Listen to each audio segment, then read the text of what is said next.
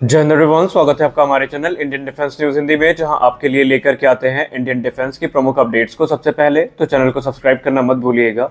आज के इस वीडियो में हम बात करने वाले हैं भारतीय वायुसेना की एक ऐसी रिक्वायरमेंट के बारे में जो कि लगातार गहराती जा रही है और अब समय है कि इस पे कुछ बड़े निर्णय लिए जाए। हालांकि भारत के रक्षा मंत्रालय के द्वारा इस पे कुछ बड़े निर्णय लिए भी गए हैं। हम बात कर रहे हैं मिड एयर रिफ्यूलर्स की। इसमें कोई संदेह नहीं है कि भारतीय वायुसेना घटती स्क्वाड्रन की क्षमता से परेशान है, जो कि फाइटर जेट्स की है। लेकिन जितने इंपॉर्टेंट हमारे लिए फाइटर जेट्स हैं, उतने ही इंपॉर्टेंट हमारे लिए फोर्स मल्टीप्लायर्स भी हैं। फिर चाहे वो एवैक्स हो या फिर ट्रांसपोर्ट एयरक्राफ्ट हो या फिर हमारे इन फ्लाइट रिफिलिंग एयरक्राफ्ट हो। तो इसको लेकर के कुछ बड़ी रिपोर्ट सामने आई है, जिसको आज के इस वीडियो में हम डिस्कस करेंगे और जानेंगे कि भारत के रक्षा मंत्रालय के द्वारा जो एक्सेप्टेंस ऑफ नेसेसिटी प्रदान की गई है, इसके अंतर्गत वो कौन कौन से एयरक्राफ्ट हैं जो प्रबल दावेदार माने जा रहे हैं। और भारतीय वायुसेना की एक डिफरेंट अप्रोच भी हमें देखने को मिली है, जिसको हम डिस्कस करेंगे। तो चलिए शुरू करते हैं आज का अपना ये वीडियो। दोस्तों, भारतीय वायुसेना की बात की जाए तो भारतीय वायुसेना में इस समय तमाम प्रकार की कमियां हैं, जिनको शीघ्र अतिशीघ्र नोटिस करना होगा और हमें उन्हें पूरा करना होगा। अन्यथा भारतीय वायुसेना की जो कॉम्बैट कैपेबिलिटी है, ये बुरी तरीके से प्रभावित हो जाएगी। जब भी डिफेंस एक्सपर्ट कभी भी इस विषय पर डिबेट करते हैं कि भारतीय वायुसेना की जो ओवरऑल स्ट्रेंथ है उसको कैसे बढ़ाया जाए, तो वो सिर्फ फाइटर जेट पे बात नहीं करते। हाँ, हम इस बात से इनकार नहीं कर सकते कि भारतीय वायुसेना में जो फाइटर स्क्वाड्रन क्षमता है, ये लगातार कम हो रही है। टू फ्रंट वॉर की स्थिति को देखते हुए हमारे पास तकरीबन 42 सैंक्शन स्क्वाड्रन होनी चाहिए फाइटर जेट्स की, लेकिन ये संख्या 30 से 32 पर सिमट गई है। और अगर जो प्रोग्राम चल रहे हैं इनमें जरा भी डिले हुई तो ये नंबर्स और भी कम हो सकते हैं, क्योंकि मिग-21 और दूसरे एयरक्राफ्ट आने वाले भविष्य में भारत का साथ छोड़ देंगे। लेकिन सिर्फ एकलौती समस्या भारत के पास ये नहीं है कि उनके पास फाइटर जेट्स की कमी है। हमारे पास फोर्स मल्टीप्लायर्स की भी कमी है, जो कि युद्ध की स्थिति में एक महत्वपूर्ण भूमिका निभाते हैं। इन फोर्स मल्टीप्लायर्स में ट्रांसपोर्ट एयरक्राफ्ट भी शामिल हैं, इन फोर्स मल्टीप्लायर में इवैक्स भी शामिल हैं और इनमें मिड एयर रिफ्यूलर्स भी शामिल हैं। और जब भी डिफेंस एक्सपर्ट इस पे चर्चा करते हैं तो वो प्राथमिकता देते हैं फाइटर जेट के साथ फोर्स मल्टीप्लायर्स को भी। अब ऐसे में भारतीय वायुसेना की अगर हम बात करें मिड एयर रिफ्यूलर्स की, तो ये बहुत ज़्यादा इंपॉर्टेंट बन जाते हैं, क्योंकि लॉन्गर मिशन में एयरक्राफ्ट को हवा में ईंधन भरने के लिए इन्हीं एयरक्राफ्ट की मदद लेनी पड़ती है। और अगर ये ना हुए तो जो लॉन्ग रेंज के मिशन है, ये बुरी तरीके से प्रभावित हो सकते हैं। भले ही एयरक्राफ्ट में ड्रॉप टैंक्स इस्तेमाल किए जाते हैं, लेकिन आपको पता होना चाहिए कि उन ड्रॉप टैंक्स के चलते जो पेलोड कैपेसिटी है या वेपनरी जो है वो हमें लो करनी पड़ती है, कम करनी पड़ती है।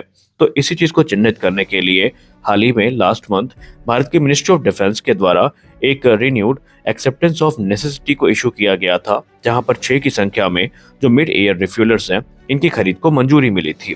इस समय भारतीय वायुसेना की बात की जाए तो भारतीय वायुसेना 6 की संख्या में Russian made IL-78 MD aerial refuellers का इस्तेमाल करते हैं, लेकिन ये फ्लीट भी IL-76 के जैसे ही सर्विसबिलिटी इश्यूज को फेस कर रही है और इनका जो अवेलेबिलिटी रेट है ये काफी चिंतनीय है।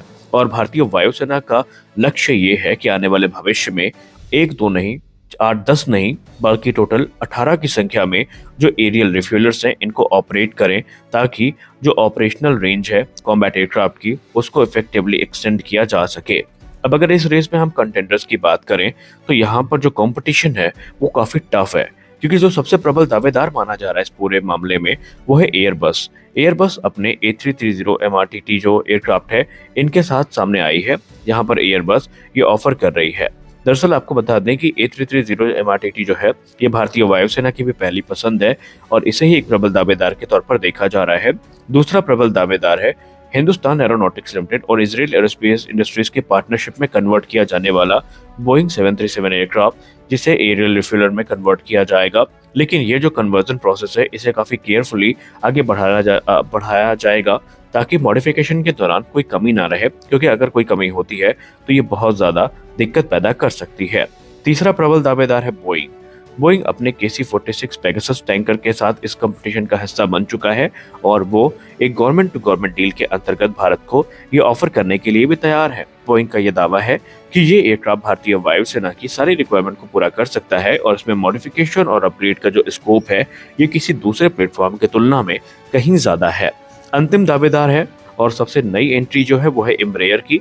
एम्ब्रेयर अपना C390 मिलेनियम एयरक्राफ्ट सामने रख रहा है और उनका दावा है कि C390 मिलेनियम बेस्ड जो टैंकर एयरक्राफ्ट है ये इंडियन एयरफोर्स की सारी रिक्वायरमेंट को पूरा कर सकता है और वो एम्ब्रेयर के इस एयरक्राफ्ट को भारत में ही बनाने के लिए तैयार है। दरअसल आपको बताना चाहेंगे कि एम्ब्रेयर का C390 मिलेनियम जो है ये भारत के MTA प्रोग्राम का हिस्सा है, यानी मीडियम ट्रांसपोर्ट एयरक्राफ्ट प्रोग्राम का हिस्सा है, और ये तभी फलीभूत होगा जब MTA के अंतर्गत इनको सेलेक्ट किया जाएगा। हालांकि भारतीय वायुसेना एक A330 MRTT को लीज पे लेने पर बात कर रही है ताकि इवेल्युएशन पर्पस के तौर पर इनका इस्तेमाल किया जा सके, लेकिन बाद में एक बड़ा जो कॉन्ट्रैक्ट है ये साइन किया जा सकता है।